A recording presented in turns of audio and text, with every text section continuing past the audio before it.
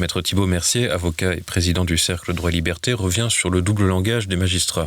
Les juges, et notamment ceux qui ont rendu la décision et tous ceux qui ont pu la commenter, toutes les instances officielles de magistrats et d'avocats se cachent derrière une certaine neutralité du droit et nous disent que les juges n'ont fait qu'appliquer la loi et que si cette loi est possible, c'est qu'elle a été votée par les parlementaires, donc par le peuple. Ils oublient de nous dire que ce qui a motivé l'exécution provisoire de l'inéligibilité de Marine Le Pen, c'est la création d'un nouveau concept qu'ils ont appelé la protection de l'ordre public démocratique. Cet ordre public démocratique n'existe pas dans les textes.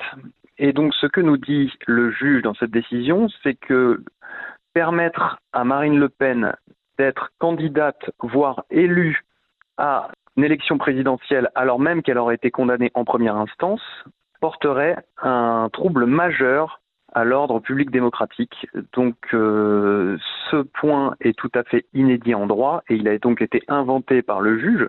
Et c'est là qu'on se rend compte que bien qu'on nous dise que le droit est neutre et que les juges n'ont fait qu'appliquer le droit, ils ont en fait créé de toutes pièces un principe leur permettant de justifier l'inéligibilité de Marine Le Pen. Des principes créés pour justifier une décision, une méthode redoutable, d'autant plus qu'elle est basée sur des concepts flous et difficiles à définir. Ainsi, la protection de l'ordre public démocratique semble aussi indéfinissable que l'état de droit, bien que ce concept soit aujourd'hui utilisé à toutes les sauces et surtout à géométrie extrêmement variable. On a en ce moment l'utilisation du terme état de droit, c'est comme un totem. Certains commentateurs nous disent que critiquer une décision de justice ou critiquer un juge qui a émis cette décision de justice serait contraire à l'état de droit et qu'il serait donc interdit de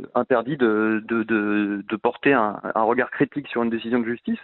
Je ne pense pas que ces mêmes commentateurs nous auraient dit la même chose à l'époque des débats sur la peine de mort ou à l'époque des débats sur la dépénalisation de l'avortement. À l'époque, je pense que l'état de droit ne convenait pas à ces commentateurs et donc ils ne se sont pas gênés pour le critiquer et donc critiquer les juges qui mettaient en place de telles décisions. Et donc finalement, derrière ce concept d'état de droit qui est que totalement flou, qui veut finalement dire que normalement l'État doit respecter les décisions judiciaires qui sont prises et aussi respecter le droit qui a été mis en place. Voilà, mais derrière ce concept, qui est un concept finalement de procédure, on nous cache une idéologie qui est plutôt progressiste et qui en fait voudrait nous interdire toute critique d'une décision qui va dans le bon sens, en tout cas pour ceux qui défendent l'état de droit.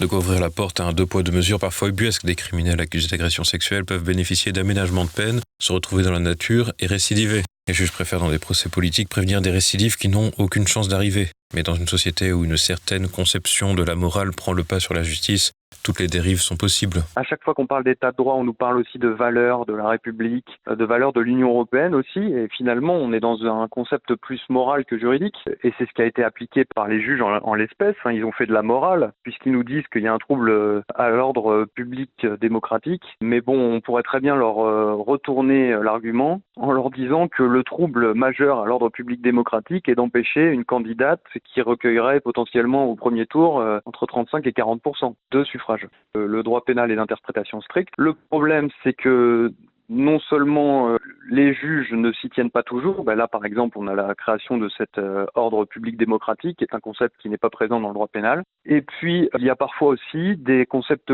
flous qui sont intégrés à notre droit et qui laissent la place à l'arbitraire. Je pense notamment au concept de haine ou d'incitation à la haine, qui sont finalement des sentiments et qui sont très difficilement définissables. Donc à partir du moment où on a ce mot qui rentre dans notre droit, comment peut-on dire qu'on l'interprète strictement ? Là c'est au juge de l'interpréter et donc ça lui laisse une place énorme pour l'arbitraire.